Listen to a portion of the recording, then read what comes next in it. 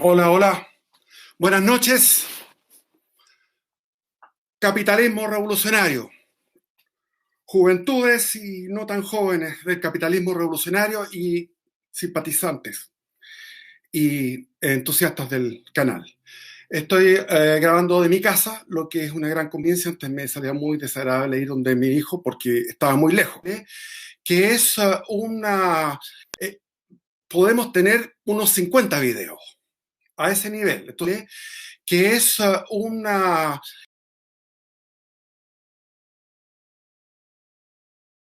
vamos a irnos paso a paso. El que quiere meterse, se mete. En profundidad, va a ir conmigo. No vamos a estar como los profesores de historia que van a decir las causas de la independencia. Son 1, 2, 3, 4. Mentira. Porque esas causas son causas que son reflexionadas a posteriori. Nosotros vamos a meternos en la profundidad de los acontecimientos y ustedes mismos van a irse dando cuenta de cuáles eran las causas y cómo fue el desarrollo, etcétera, etcétera.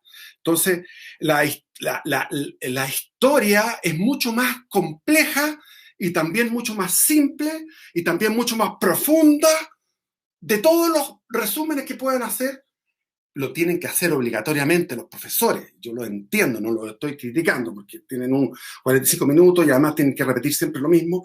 Yo no soy profesor, no he sido nunca, y lamento no poder tener todo el día para esto, porque podríamos hacer de muchas historias. Tengo también pensado una historia del régimen militar en detalle, y ahí tenemos la gran colaboración, la gran fuente que es, bueno, mi vida propia y también la vida de toda la gente, lo que yo viví, y también como estudio académico es lo de Hermógenes Pérez de Arce, que me gusta, lo estoy leyendo, me encanta.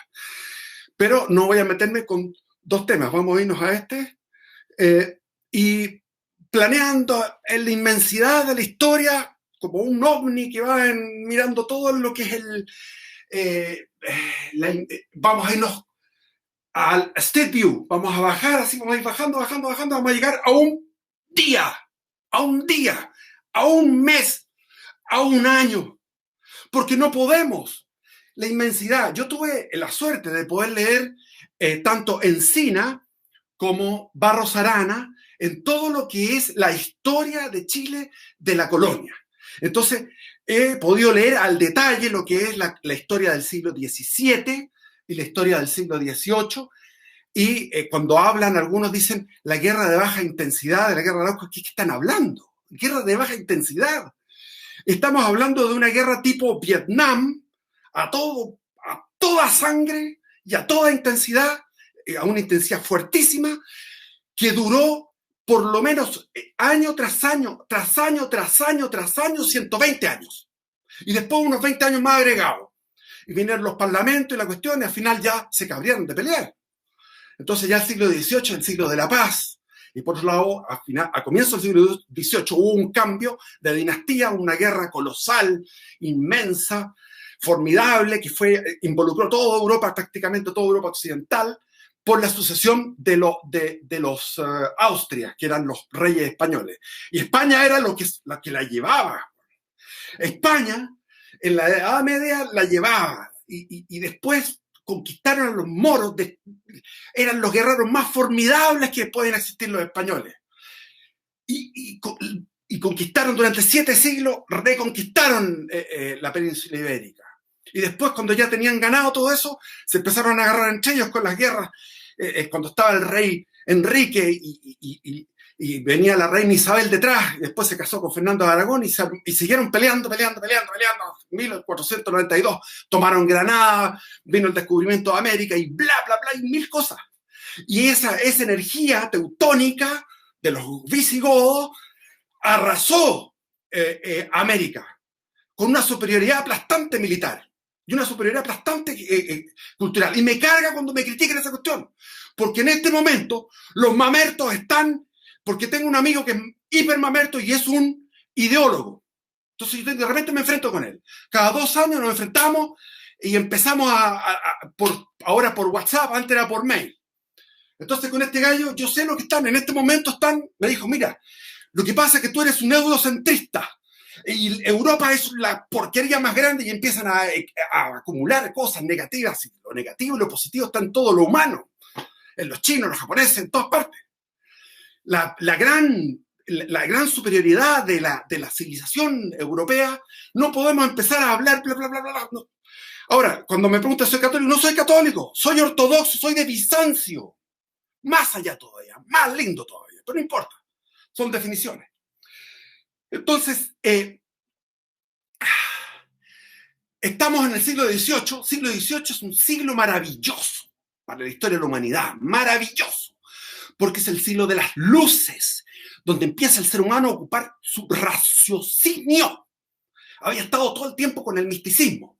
Y yo, que soy místico y soy partidario de eso, estoy también muy partidario de todo esto otro. ¿Por qué? Porque la vocación de la iglesia, la vocación inicial de la iglesia es una vocación a vivir en comunidades, con el mundo en contra. Jesús decía, ustedes no son del mundo. Entonces después armaron una cosa que era, a partir de Constantino y todo, más de 1400 años, un montón de años, y en Bizancio también por su lado, pero que armaron una cristiandad, y ahora se está descayendo a pedazos la cristiandad. Maravilloso, porque el cristiano que sea cristiano no hay para qué estar haciendo leyes para que la gente sea santa. Aquí tiene que haber libertad, la libertad laica, tema aparte. Pero empezaron los grandes pensadores, sobre todo en Francia. En Francia empezó sobre todo eso. Y estaba ya lo que fue las bases, que fue Leibniz, y que fue en Inglaterra Newton. Entonces estos dos gallos descubrieron el cálculo infinitesimal al mismo tiempo. Imagínense la sincronía en el siglo XVII. Y estaba Spinoza, que también era un judío que venía de la expulsión de España, estaba en Ámsterdam, y la sinagoga lo rechazó porque Spinoza empezó a pensar con la razón, y los rabinos no le cargó la cuestión. Empezamos con conflicto inmediatamente entre la fe y razón, conflicto que no tenía que existir. Nosotros vivimos en una cápsula, que es este inmenso universo, y esto funciona de esta forma y la razón cuadra perfecto. Y si hay algo sobrenatural, está sobrenatural. Puede meterse y hacer cosas. Claro que sí, yo creo que sí, pero ocasionalmente. Bueno, entonces, el siglo XVIII hubo un cambio de dinastía. Empezaron los Borbones, o sea, estábamos unidos a Francia. España estaba regida por los Borbones, que es la misma dinastía que sigue hasta el día de hoy, con Felipe VI, que no pintan ni nada, pero yo le saco el sombrero porque me gustan a mí los reyes. Yo soy bastante monárquico en mi familia. Llegó don José Santos Izquierdo. Santos Izquierdo llegó enviado por el rey a Chile. Y muchas familias estamos viviendo en Hispanoamérica, descendemos por miles. En el caso de este Santos Izquierdo hay como 5.000 descendientes, y estos vienen de un gallo que lo mandó el rey, porque los peninsulares tenían que venir aquí a hacer cosas, porque la instrucción era que los peninsulares tenían que venir a generar los cambios. Y los cambios de la dinastía borbona fueron muy buenos, porque empezaron a dinamizar todo lo que era la colonia. No fue, como dicen, que fue un dormir, que se quedaron dormidos. No, todo lo contrario, el siglo XVIII fue fuerte. Tuvimos nosotros en Chile se notó muchísimo con los gobernadores. El famoso Manso de Velasco, Antonio Manso de Velasco, que fundó ciudades, ¿se acuerdan? Ese que siempre sale en los libros de historia. Y el supremo Ambrosio Higgins, el papá de Bernardo Higgins. Es que era lo máximo, el tipo era extraordinario. No era español, era irlandés. Y estos irlandeses como Maquena y otros más que se habían refugiado de la persecución que hacían los anglicanos, que hacía el imperio inglés sobre Irlanda. Entonces los irlandeses se iban a refugiar al imperio español, donde estaba el catolicismo, y estos gallos resultaron ser muy buenos funcionarios, extraordinarios, como Ambrosio Higgins, que fue un extraordinario. En 1796 termina su mandato y pasa a ser virrey del Perú, y en 1796 Chile creció en un montón de cosas. O sea, el tipo hasta quería traer plátano. O sea, era un gallo proactivo, todo el rato proactivo. Hacía plantaciones del tabaco, estaba con iniciativas permanentes. Y él empezó como un tipo que estaba en la frontera con los araucanos, haciendo trabajos militares. Entonces, tenemos que hubo reyes formidables como fue don Carlos III. Carlos III fue tan fuerte y tenía tantos cojones que hizo un golpe de Estado en todo su territorio y expulsó a los jesuitas. Los jesuitas, que pueden tener muchos santos maravillosos, la compañía de Jesús es gloriosa en santidades y en cosas, pero tienen un pecado hasta el día de hoy, que se inmiscuyen en el mundo porque son lo más clericales que hay. Es decir, los gallos se meten a hacer pegas que no le corresponden, porque el sacerdote tiene que hacer su pega, y la pega es espiritual. Y ahora están con la cuestión, ahora recién acabo de escuchar en CNN a un teólogo importantísimo de la Universidad Católica Valparaíso, recién lo vi, que dice que no hay que ser tan dogmático. ¿Cómo es eso? O sea, ¿cómo es eso? Si ser cristiano es ser dogmático, ¿cómo no vamos a ser dogmáticos? Ahora vamos a dejar de ser ¿qué? O sea, ¿qué somos ahora? Y los jesuitas hasta el día de hoy tienen el pecado de que se meten en el mundo y se meten mal, porque les falta leer a von Mises, les falta leer a la escuela austríaca, les falta leer cómo funciona la economía, mínimamente. Van con todos sus prejuicios y, como dice en Mógenes Pérez de Arce, jesuita de izquierda, perdón la redundancia. Me encontré genial, muy divertido. Jesuita de izquierda, perdón la redundancia. Y los jesuitas en Chile hicieron mucho daño. Ya les conté alguna vez, los que me siguieron en la parte de la conquista, cuando entró el padre Luis de Valdivia, que era un maníaco depresivo, y cuando estaba en la alta manía, el guante decía, no, nosotros vamos a conquistar a todos los corazones de los mapuches. Nada que ver, se metieron ahí, lo hicieron mierda, los crucificaron, se los comieron vivos, y el Anganamón y todos los otros que eran los líderes, unos tipos tremendamente guerreros, se cagaban de la risa de estos gallos extraños, y como especie de Tony payaso para ellos. Era una, ¿qué es esto? Estos gallos que ponen la otra mejilla, y no lograron darle vuelta a los araucanos, sobre todo porque les pedían que tenían que tener una mujer y eso les causaba risa. ¿Cómo vamos a tener una mujer? Entonces, la labor de los jesuitas en Chile fue negativa porque mantuvieron la frontera.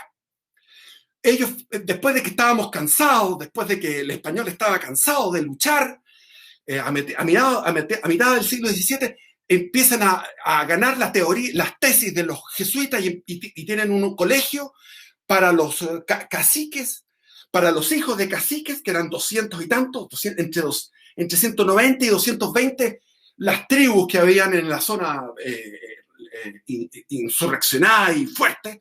Imagínense que los grandes guerreros de Europa, lo más potente, lo más colosal, como seres humanos que tú los ves en la historia, cómo fueron, cómo se enfrentaron a los mapuches. Los mapuches eran los más colosales, donde le daban huasca, los derrotaban, y de repente, ¡pum!, descalabro español.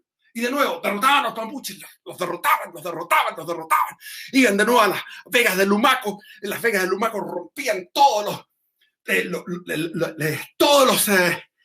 los cultivos, los quemaban. Resulta que ellos tenían otros cultivos escondidos en otra parte. Y así era una guerra, como les digo, a nivel Vietnam, que fueron 10 años. Y pucha, como se cuenta de la guerra de Vietnam, aquí fueron 120 seguidos, más 20 agregados. Y después nos dejaron la política de los jesuitas con este famoso la escuela de para los hijos de los caciques. Resulta que los hijos de los caciques salían de ahí, y volvían habiendo aprendido latín, griego, teología, filosofía y todas las cuestiones, que era lo que se enseñaba, y evangelios y todo eso. Volvían a sus tribus y volvían a lo mismo. Y se mimetizaban con las tribus, con su manera de ser, no servía para nada. Y eso estuvo siglos. Todo el siglo XVII y todo el siglo XVIII, y en la época de la independencia nos encontramos con la misma escuela, que al salir los jesuitas, al ser expulsados, lo tomaron los franciscanos. Y los franciscanos fueron los más fervorosos partidarios del rey. O sea, al revés que los jesuitas en ese sentido, los franciscanos eran como... Bueno, tendría que entrar a hacer matices con el tema de los jesuitas, pero vamos, con los franciscanos se quedaron en esa escuela, en la escuela de los hijos de cacique en Chillán, y se van a impresionar, porque si vamos a estar 50 videos, durante los 50 videos, los franciscanos. los franciscanos de la escuela de Chillán, heredero de los jesuitas. Y Carlos III, 1767, expulsó a la Compañía de Jesús, que tenía cualquier cantidad de riqueza, cualquier cantidad de información, manejaba más información que el rey. Y empieza entonces a ejercerse este despotismo ilustrado. ¿Se acuerdan que lo estudiábamos en el colegio? Todo para el pueblo, pero sin el pueblo. Y este despotismo ilustrado generó riqueza, generó mayor cantidad hubo mejores ordenanzas en todo lo que era el comercio, que el comercio había estado muy limitado en el siglo XVII. Siglo XVII es un siglo del barroco, es un siglo donde la iglesia tenía el poder total prácticamente. No, o sea, el poder civil se había entregado al poder religioso. Entonces, esto era un puro convento, todo Hispanoamérica era un puro convento, y el comercio venía una vez al año y se instalaban en Panamá, y ahí llegaban desde Chile a ofrecer cosas, desde Perú y desde México, y llegaban a este lugar de Panamá, y era una vez al año. Entonces era una pobreza de comercio, una pobreza, pero era el misticismo total. Y ahora venimos entonces con todo lo que significa el siglo XVIII. Y nos encontramos con la Revolución Americana, que no se sabía prácticamente. Aquí estamos hablando que en Santiago tienen que haber habido, se cuentan, no eran más de 10 personas. O sea, en Chile yo creo que no llegaban a 20 las personas que tenían la cultura. Tenían una biblioteca, porque los libros eran carísimos, eran dificilísimos de encontrar porque los tenían que importar. ¿Por qué? Porque una de las políticas regresivas que tenía el imperio era que habían 18 imprentas, y de las 18 imprentas había 12 en la península. Y el resto estaba en Virreinato del Perú, Virreinato de México, no sé si en La Plata habría una, no tengo idea, pero estamos hablando como 6 con respecto a otras que eran 12, y las 12 y estas 18 imprentas estaban súper vigiladas en cuanto a lo que iban a publicar o no publicar. Y el sistema de represión política era total, era una dictadura absoluta, total. Así, por ejemplo, en el siglo XVIII habían 2 franceses que inocentemente, eran 2 franceses que habían venido a Chile, se me olvidan los nombres, pero después puedo buscarlos, están en Google, yo creo que deben estar en Google. Estos 2 franceses, lo que les pasó fue que empezaron a hablar en Santiago sobre el proyecto que ellos tenían, de que Chile tenía que ser independiente. Y toda la gente se asustó con estos gallos, dijeron, estos gallos que están hablando, que quieren una cosa independiente con una república. Los tipos eran unos ingenuos que hablaban esta cuestión. ¿Qué les pasó? Los tomaron presos. Y nunca más salieron de la prisión. Los mandaron para el Callao, la prisión del Callao, los trataron pésimo, sufrieron cualquier cantidad, fueron unos verdaderos mártires de su ingenuidad, estos infelices. Pobrecitos. Y así, Chile, en todo caso, siempre diferente al resto. ¿Por qué? Por la guerra. Y no solamente por la guerra, porque Chile es precioso. Entonces, los mismos jesuitas que les estoy hablando, el famoso Ovalle, Alonso Valle y otros jesuitas, cuando los expulsaron, Alonso Valle es anterior, pero los jesuitas que los expulsaron echaban de menos a Chile, hablaban maravillas de Chile. Y cuando escribió Alonso Valle su historia, que la tengo aquí abajo,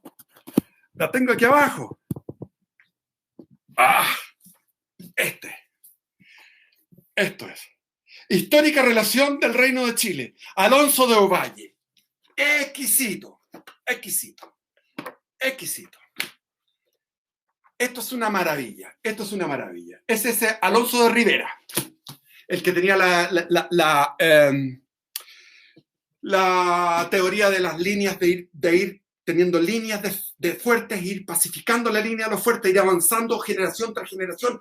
Y ese Alonso de Rivera no le hicieron caso, le hicieron caso al jesuita, que iban a convertir a los mapuches. Al final no convirtieron en ningún mapuche, no se convirtieron, y quedó la frontera ahí y nos perjudicó hasta el día de hoy. Porque Chile es fértil provincia señalada en la región antártica famosa.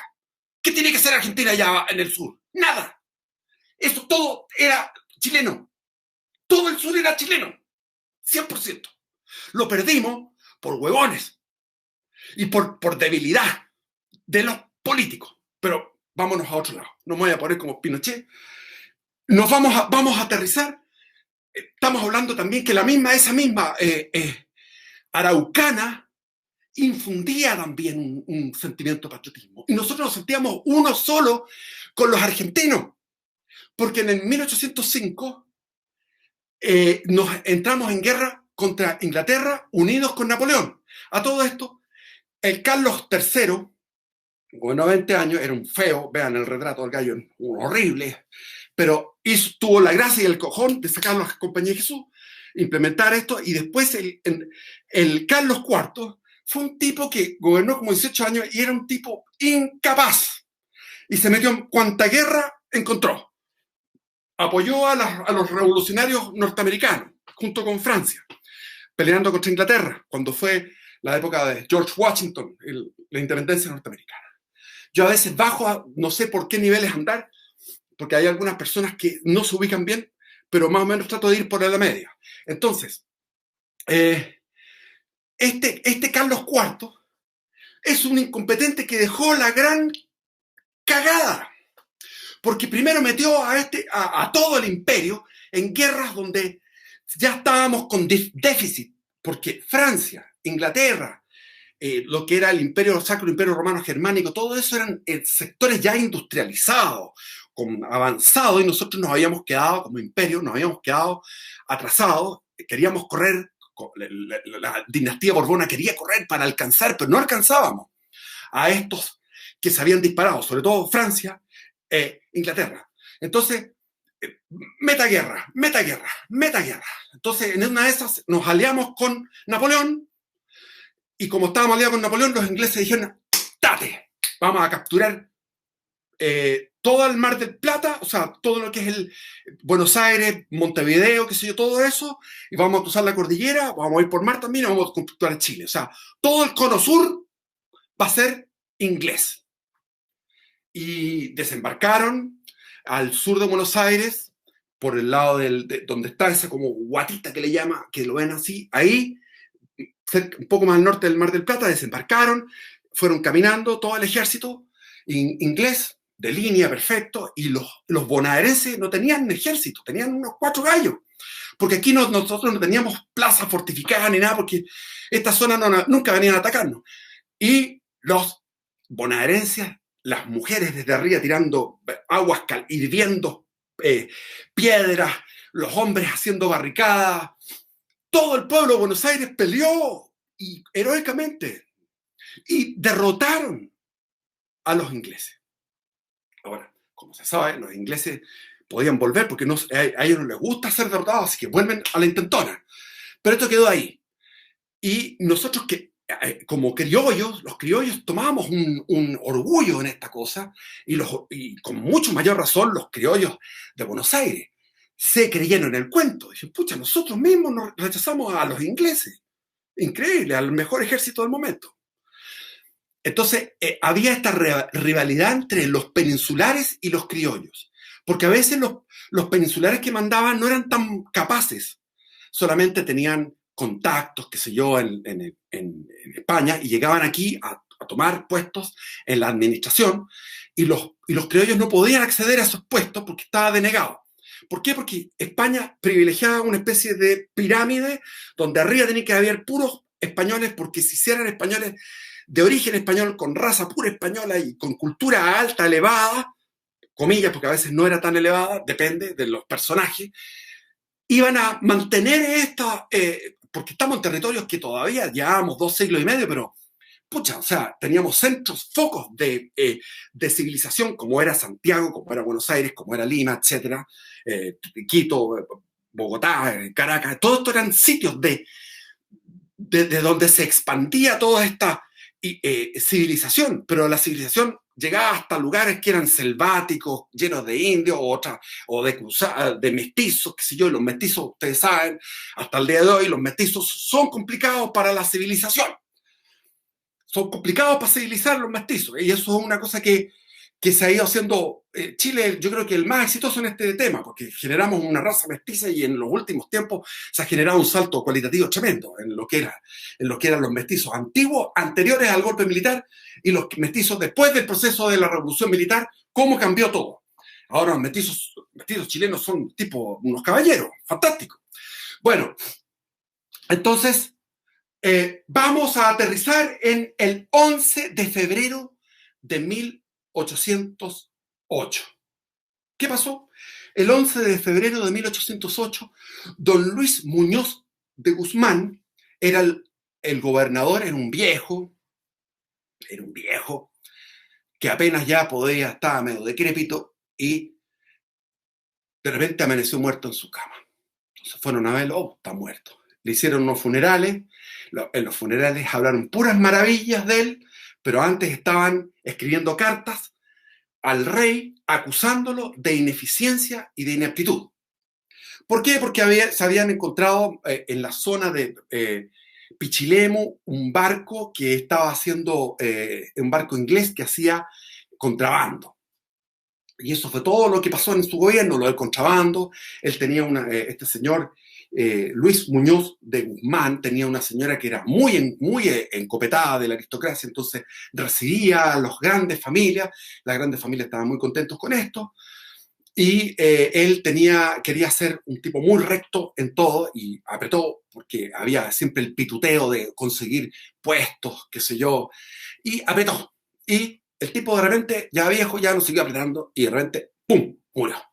Y ahí había que buscar al sucesor. Entonces el sucesor, yo me meto en esto porque no tiene importancia, no tiene ninguna importancia, pero es que es para que nos metamos a la Street View, o sea, metámonos en el día a día de lo que era una administración colonial. En este momento estamos en 1808, viene una tormenta, viene un tsunami, viene un terremoto gigante, pero nadie sabe esto, todos están tranquilos, aquí no pasa nada, estamos como en los tiempos de la colonia, tranquilos.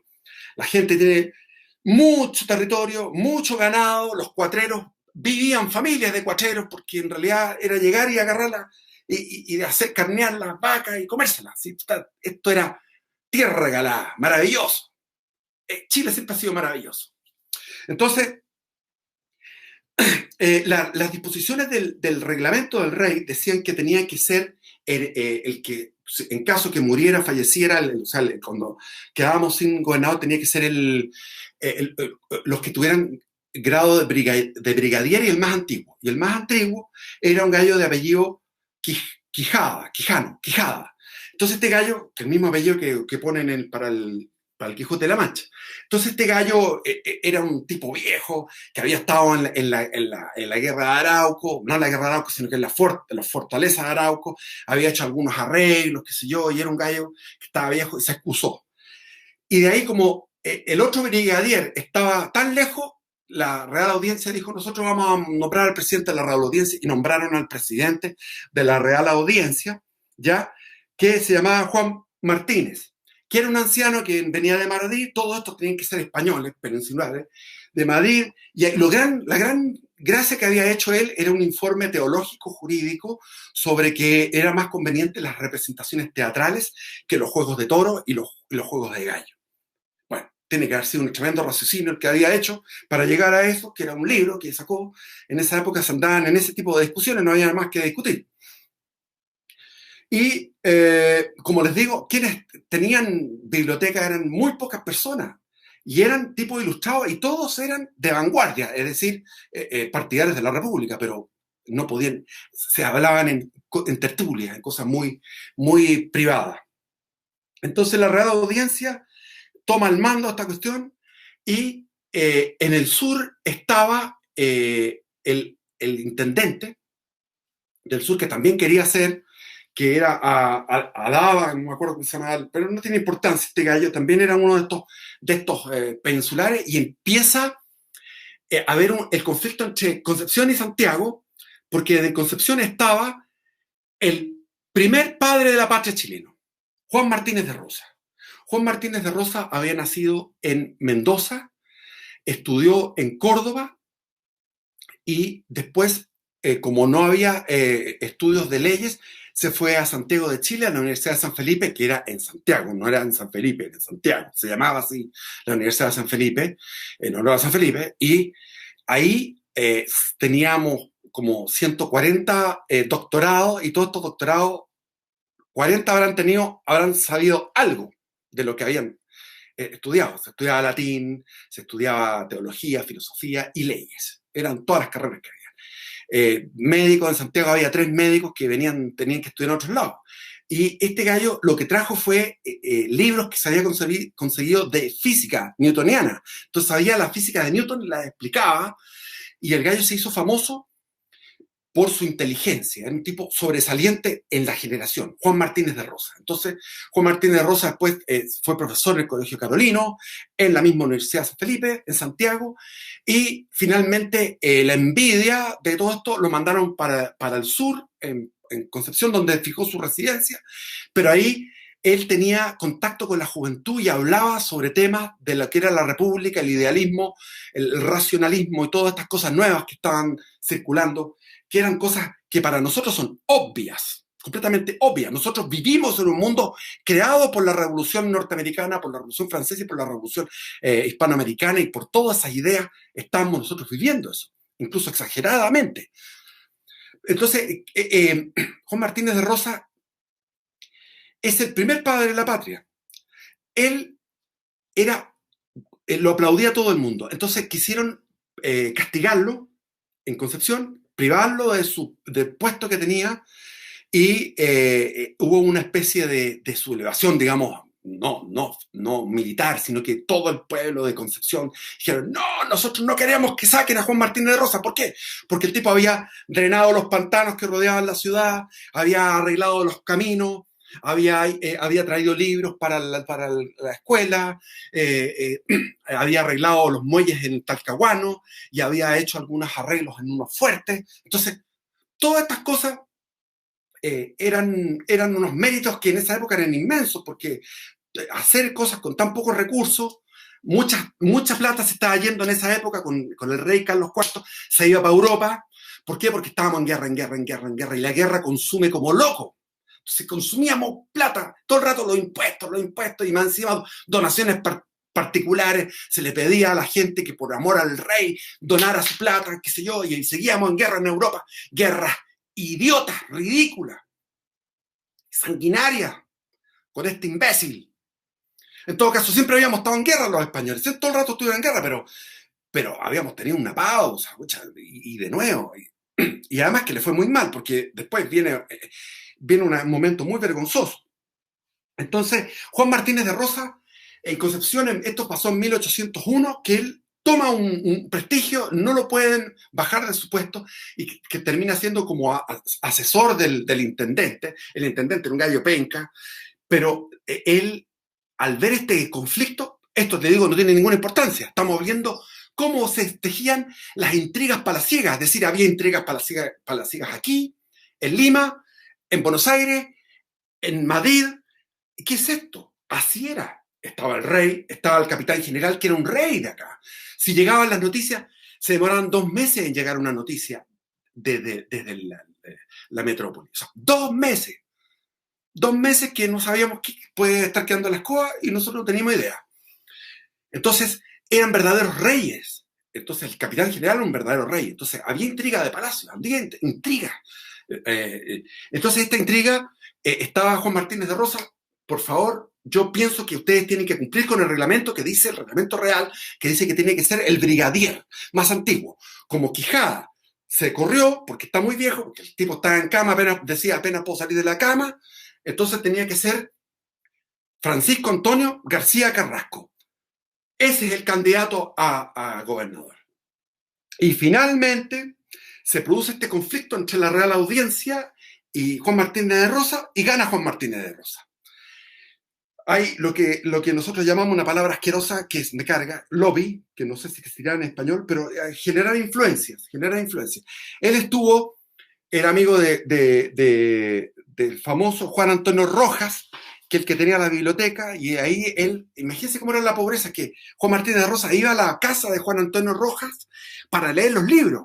Entonces eran tan escasos los libros y uno los tiene a montones, los bota, ni los lee, nadie los lee. Ahora tú le pasas a un hijo, no lee ninguna cuestión. Impresionante. En esa época era oro, era lo máximo, un libro era fantástico. ¿Te han visto esos libros de esa época impresos? Bueno, y hacían proselitismo, pero un proselitismo dentro de la clase alta, dentro de los jóvenes que tenían esto. Por ejemplo, Manuel de Sala. Manuel de Sala fue el protagonista de una insurrección en Santiago en 1776 en contra del alza de los impuestos. Y fue una insurrección exitosa. Y Manuel de Sala se generó ahí como un líder, esto siempre respetando al rey y la monarquía y toda la cosa, porque no, esto era mutis por el foro, ¿ya? Entonces, Francisco Antonio García Carrasco había sido hijo de un militar en la región de Ceuta. Está la península ibérica, termina con una punta donde está el estrecho de Gibraltar, y al frente está Marruecos. Tú miras, no se alcanza a divisar. Al frente está Marruecos y ahí está Ceuta y Melilla. Hasta el día de hoy son españoles. Y en Ceuta todo eso era territorio español. Iban a entrenarse los gallos a pelear contra los moros. Bonitos tiempos aquellos, muy bonitos. Vamos contra los moros, y peleaban contra los moros. Entonces, Francisco Antonio García Carrasco se había enrolado a los 17 años y se metió en la ingeniería militar, y como ingeniero militar era bueno, entonces después lo mandaron, a ver si me acuerdo, se me olvida, pero estuvo en distintas posiciones hasta que llegó a Chile. Y en Chile lo mandaron a la frontera y perfeccionó los fuertes de la frontera, hizo algunas construcciones, qué sé yo, porque era ingeniero militar. Y era un gallo oscuro, no tenía grandes luces, no tenía gran cultura, y era un gallo bastante vanidoso y muy vulgar. Era una mezcla extraña. Entonces este gallo fue apoyado por Martínez de Rosa, porque Martínez de Rosa lo que quería era que él fuera catapultado, como correspondía legalmente, para que sea gobernador de Chile. Y esto en marzo ya, 27 de marzo, se ganó el cabildo, los cabildos aprobaron, y se fue Francisco Antonio García Carrasco a ocupar el cargo de gobernador de Chile. Y en el mismo palacio se instaló en una pieza ¿cómo se llama que estoy hablando? Juan Martínez de Rosa, que venía de Concepción, el grande. Ustedes lo ven, se meten es un gran personaje. Juan Martínez de Rosa, nacido en Mendoza y muerto en Mendoza después de que Carrera lo expulsó, lo mandó a Mendoza. Fue un tipo muy importante en todo lo que fue los inicios de la nación chilena. Por eso que es el primer, cuando hay una canción que dice, ¿quién fue el primero que dijo libertad en nuestra tierra, sin reyes y sin tiranos? Don José Miguel Carrera. Mentira. Juan Martínez de Rosas. Hay que empezar a aclarar las cosas. Juan Martínez de Rosas. Todo lo contrario. Quien fue el primero que dijo, vamos a cagar lo que estamos haciendo, fue Carrera. Y mandó este gallo, lo mandó a morir allá a Mendoza. Entonces, estamos hablando de marzo, abril, había que renovar el rector de la Universidad de San Felipe, y el rector de la Universidad de San Felipe era un gallo Campos, y correspondía a los doctores, que eran 140 doctores, que habían sacado doctorados en esta universidad, que eran los hijos de las grandes familias encopetadas de las aristocracias santiaguinas, que era la que mandaba el país, junto con las otras aristocracias que eran menores, obviamente, hasta el día de hoy. Entonces, eso, el García Carrasco empezó metiendo las patas. No le hizo caso a Martínez de Rosa y dijo, no, voy a hacer que se reelija rector al campo.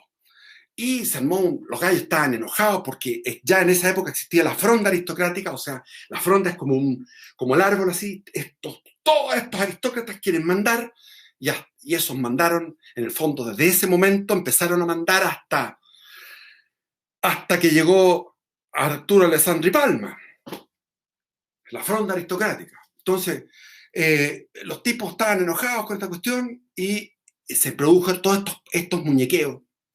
Finalmente entra en razón José Francisco García Carrasco y les dice a ustedes, pero ¿cómo entró en razón? A partir de que los gallos, todos estos aristócratas, escribieron una carta totalmente chupamedia. usted es el dechado de las virtudes, es lo más maravilloso que le ha pasado al reino de Chile, qué sé yo.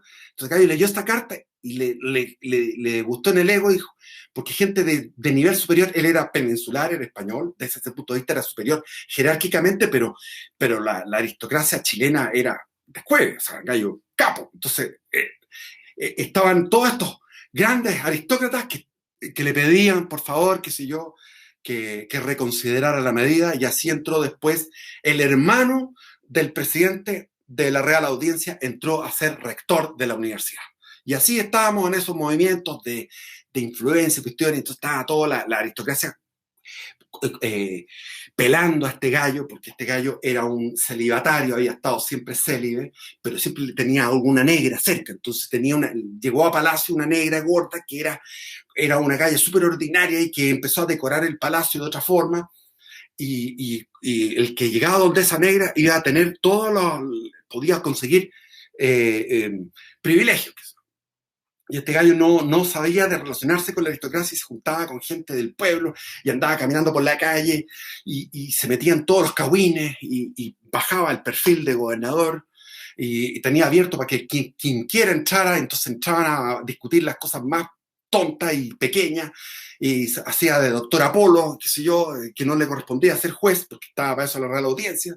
Entonces el gallo no dibujaba bien su papel de gobernador. Entonces era un tipo que no estaba bien, había agarrado mala fama en ese sentido. Y llegó de Buenos Aires del virrey Liniers, que tenía orígenes francés, Liniers. Este virrey, que era el que había logrado derrotar a los ingleses, decía y tenía temor de que los ingleses nuevamente atacaran. Entonces estamos hablando que en junio llega cruzaron la cordillera lleno de nieve, imagínense, por Mendoza, los gallos apurados para pedir refuerzo. Que Chile se pusiera con refuerzo y en septiembre, ya en la época del deshielo, poder cruzar con un destacamento, mandar plata, empezaron a hacer colectas de plata y empezaron a formar un regimiento para poder mandarlo a Buenos Aires, para reforzar a Buenos Aires, para detener la invasión de los ingleses. Pasan 15 días y llega otra noticia. Y ahora sí que viene el terremoto. Resulta que en marzo, si yo me meto en el detalle, pasamos a hablar 3 horas. No podemos meternos en el detalle, pero vámonos un poquito. Vámonos un poquito. Si ustedes quieren buscarlo, búsquenlo en Google, qué sé yo. La caída de Carlos IV. Carlos IV estaba odiado por el pueblo porque pensaban que estaba influido por el regente que se llamaba Manuel Godoy, que le atribuían todas cosas de todo tipo de características siniestras. Y es verdad, Manuel Godoy era un tipo siniestro, típicos gallos que estaban al lado de los reyes y que era el que gobernaba detrás del poder, el poder detrás del poder. Y eso se dio, sobre todo en el siglo XVII, que hablábamos cuando estaba todo este poder de la iglesia y todos estos idiotas que eran todos los Felipes, después del Felipe III, el cuarto, todos estos gallos que de la dinastía Austria, que salían imbéciles, porque se entrecruzaban entre primos, y ya llevaban tantas generaciones entrecruzándose entre primos, que salieron los gallos que no sabían para nada, y los que gobernaban eran el gran maestre del Escorial, el tipo que mandaba ahí el primer ministro. Y aquí el Manuel Godoy mandaba, porque Carlos IV era un incompetente. Y más su hijo. Entonces el hijo empezó a tramar, el hijo Fernando VII, que todavía no era Fernando VII, empezó a tramar la muerte de su padre. Para, como era impopular, agarrar al padre, agarrar a Godoy y él quedarse y sentarse en el trono y ser el rey del imperio. Las intrigas empezaron, vinieron, hubo levantamientos, cuando ellos se fueron hacia Aranjuez. En Aranjuez en un día estaba uno, en un día el otro. Finalmente Carlos IV renuncia y después de varias cosas así de locura, o sea, como la historia de Bolivia, así, una cuestión que tú no entendés nada, muy complicado.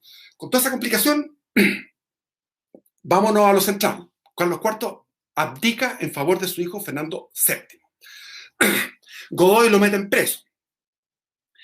Pero a todo esto estaba Napoleón, Napoleón era gigante, estaba en la plenitud de su poder, había derrotado a Prusia en Jena, había derrotado a Rusia en Wagram, había tenido una entrevista en Tilsit con el zar Alejandro I y lo había seducido en esa entrevista y Alejandro I quedó fascinado. Y Alejandro I de Rusia se alineó en el bloqueo económico a Inglaterra. Y tenía todo el norte de Italia. Austria estaba completamente, había derrotado a Austria varias veces. La primera en la campaña de Italia, y se había casado con una princesa austríaca y tenía descendencia. Es decir, Napoleón estaba en su plenitud. Y lo peor que puede pasar a un ser humano es puro éxito y ningún fracaso.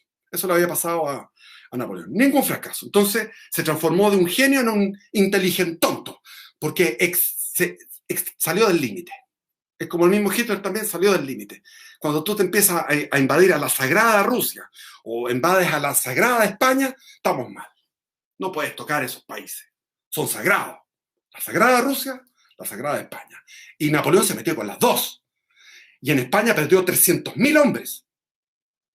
Y en Rusia perdió otros 300.000 hombres. Que en esa época era una monstruosidad. Y después viene, bueno, etcétera. No nos vamos a meter con Napoleón. Vámonos a lo que estaba haciendo. Quería él, jugando un ajedrez artero, muy traicionero y muy pillo, quería él poner a su hermano José Bonaparte como rey de España.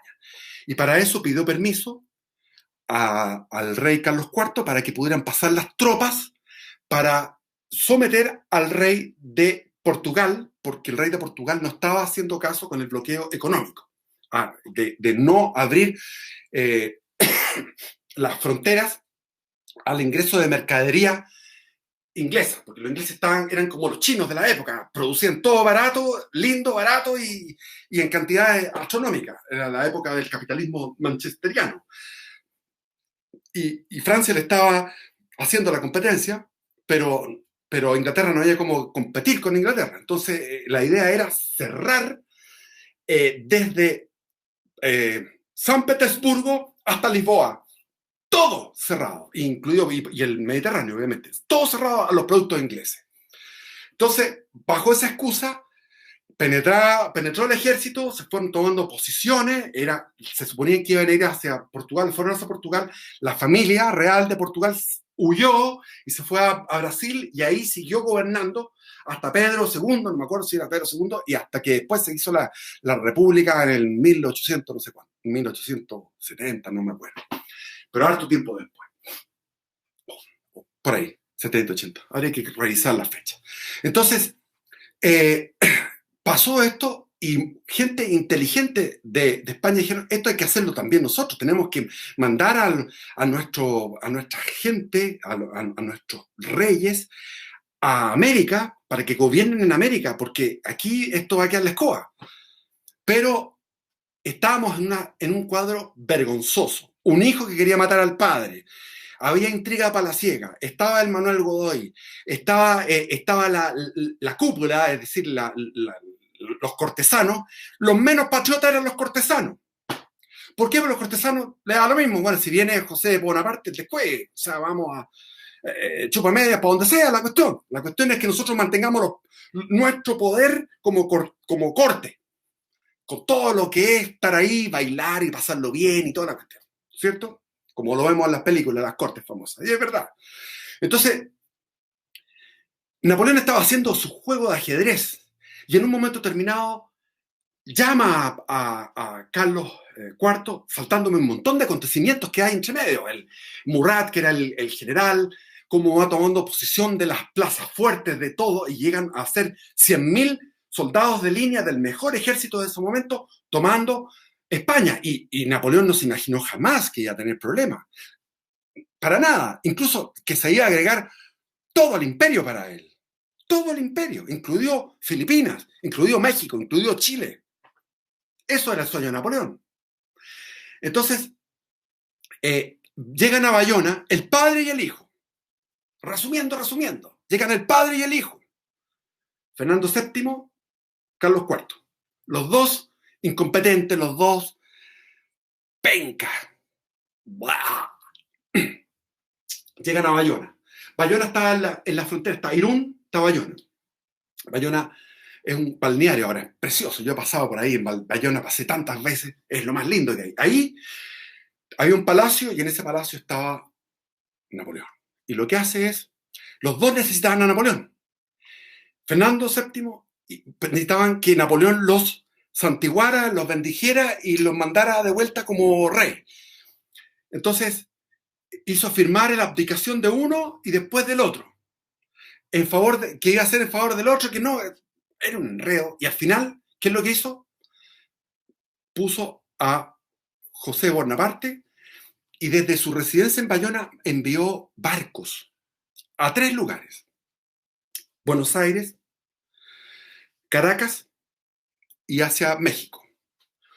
O sea, esos 3 barcos iban con cargamento de plata, oro y armas y unos emisarios, unos plenipotenciarios para hacerle la pata a los criollos y a la gente de América, de Hispanoamérica, para sumarla a su imperio. Entonces, no nos vamos a centrar en los 2 expedicionarios que fueron los que fueron a Caracas y los que fueron hacia México, porque nos demoraríamos mucho, pero podemos centrarnos en el viaje del enviado, que se me olvida en este momento el nombre, pero que se fue por Brasil y llegó a unos 50 kilómetros de Montevideo. Ahí desembarcaron, iban con unos maletas donde iban las cartas de Napoleón firmadas por él, las condecoraciones como caballeros de la Orden de Santiago y de la Orden de Calatrava y de la Orden de Montesa y todas estas órdenes. Entonces se premiaba la vanidad de todos estos virreyes y todas las autoridades que habían en América. Se llevaba cargamento de armas y plata. Todo esto con la intención de ganarse la amistad de la gente en toda América y en este caso a partir del virreinato de Buenos Aires, de La Plata. Ahora, llegaron a Montevideo. En Montevideo los tipos se pusieron así, qué sé yo, quiénes son estos gallos, y el pueblo salió, porque a todo esto empezaron a llegar todo tipo de informaciones, y se demoraron 2 meses en llegar, pero llegaban las informaciones, llegaron por conductos no muy formales, lo que era que un rey extranjero como Pepe Botella, como José Bonaparte, estaba gobernando en España y que había 100.000 soldados y había el alcalde de Móstoles. Móstoles es un pueblo que está un poco más al sur de Madrid, que ahora está unido a Madrid, es como decir San Bernardo, una cosa así. Entonces Móstoles, el alcalde de Móstoles en esa época era un pueblo independiente, hizo una proclama al pueblo. Le dijo, ahora hay que luchar contra esta opresión. Y que los cortesanos estaban apoyando a José de Bonaparte, pero el pueblo llano, el clero, los soldados, todo, olvídate, uno que querían a pelear y se armó esta rebelión contra un ejército que tenía ya ocupado las posiciones más defensivas y las líneas de comunicación, es decir, era una guerra prácticamente perdida, pero fue una especie de Vietnam, donde los españoles sacaron sus garras y las mujeres veían un soldado que iba caminando y cuando entraba por detrás le mandaban el cuchillazo, es decir, las mujeres peleaban, los niños, los hombres, los ancianos, todos pelearon. Y llegaban los franceses y esa fue la guerra de independencia de España, que no nos vamos a meter en eso porque estamos en Chile, pero que fue tremenda y fue desgastadora.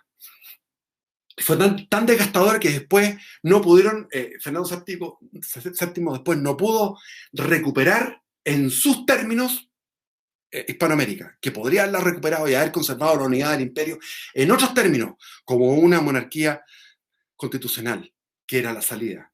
O sea, Fernando VII era un imbécil, igual que su padre, idiota, mal aconsejado por todos los cortejanos, que también eran otros imbéciles, porque, pucha, que hubiera sido lindo que hubiéramos tenido un imperio, haber mantenido el imperio, pero constitucional. Bueno, no se dio. Carácter español. Entonces, el gobernador de Montevideo mandó un barquito al otro lado, a Buenos Aires, explicando lo que estaba ahí, y estaba el virrey Liniers. Liniers dijo, bueno, que vengan para acá. Entonces el barco levó ancla, iba para allá, y llegaron en ese momento dos navíos ingleses de guerra, y empieza el cañoneo, y estos gallos, los franceses, estamos perdidos, se tiraron al agua y se fueron nadando a la costa uruguaya con lo que tenían puesto. Dejaron el barco abandonado, los ingleses pescaron esta cuestión en el barco, sacaron todo lo que había, las armas, la plata, todo lo que sirviera, y después lo quemaron. Y estos gallos tuvieron que ser pasados después así, mojados, empapados, qué sé yo, los llevaron a Buenos Aires, y en Buenos Aires hicieron una reunión, y ahí se reunió el representante de Napoleón con Liniers, que era francés y que quería mantener su puesto, y que había sido un héroe en la lucha contra los ingleses, que en este momento los ingleses iban a pasarse, no se sabía qué es lo que iba a pasar. Entonces dijo, bueno, habló con todo esto, con los representantes de Napoleón, vio todos los regalos que traían y dijo, mira, y hizo una proclama al pueblo bonaerense donde no decía expresamente que él apoyaba a José de Bonaparte como rey, sino que decía que había que tener cuidado porque a los comienzos del siglo XVIII había habido una guerra de más de 7 años que fue por la sucesión de los Austrias y los Borbones en su época. Entonces, que esto podía pasar lo mismo, y que lo que teníamos que hacer como criollos, llamando a los criollos argentinos, y después mandó un emisario a Chile, que teníamos que estar, como diríamos en Chile, a la guaite, o sea, esperar qué está pasando en Europa. ¿Qué va a pasar? O sea, ¿se va a consolidar José de Bonaparte y nosotros tenemos que agachar la cabeza y vamos a tener finalmente José de Bonaparte y Napoleón arriba como emperador? ¿O qué? Entonces, querían conservar los puestos. Pero el pueblo se fue, les empezó a tirar escupos a todos estos gallos, tuvieron que meter tropas para poder salvarle la vida, y finalmente le facilitaron una serie bueno, ropa, cuestiones, y un navío, o sea, una embarcación para volver a Europa. Y así llegaron de vuelta los tres, con muy mal experiencia, los tres expediciones que había mandado Napoleón para conquistar a Hispanoamérica, les fue pésimo, y el pueblo hispanoamericano totalmente igual que el pueblo español. En eso éramos iguales. O sea, vamos a la guerra, no nos interesa estos gallos extranjeros y qué sé yo.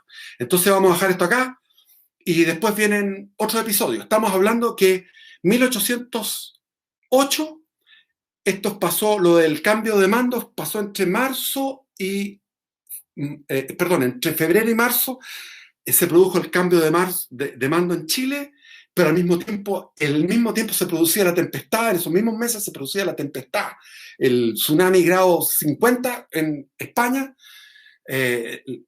Los cambios espectaculares que se habían producido, llegaron las noticias finales ya de que había un sector del pueblo que se había organizado en la Junta de Sevilla, y que ellos se sentían representantes del pueblo de España, y esta Junta de Sevilla pedía la sumisión o la obediencia de no las colonias, sino que las provincias de ultramar, porque no eran colonias, sino que provincias de ultramar. Y después eso se transformó en lo que fue la Constitución de Cádiz de 1812, que es una constitución liberal. Es decir, estábamos avanzando tanto en la península como en la Hispanoamérica en una revolución que tendía a ser monárquica republicana. Pero eso, bueno, sabemos que falló. ¿Que hubiera sido lindo que hubiera resultado? Sí. Y entonces empiezan a venir estas noticias, y eso alienta a toda esta gente a ponerse con el rey, que era el rey que no servía para nada, pero lo llenaban de lisonja y de grandes, lo alababan, porque era lo que se veía que había, y porque era la tradición de pensar que el rey era una maravilla. Entonces nos quedamos en eso. Estamos en septiembre del año 1808. Y, no se olviden, me dijo mi hijo que había que ir mañana a las 8:30 a la embajada de Inglaterra para pedir que salga de la cárcel un activo, que se me olvida el nombre, pero vi el video de mi hijo, me parece una causa muy al menos, ¿ya? finalizar.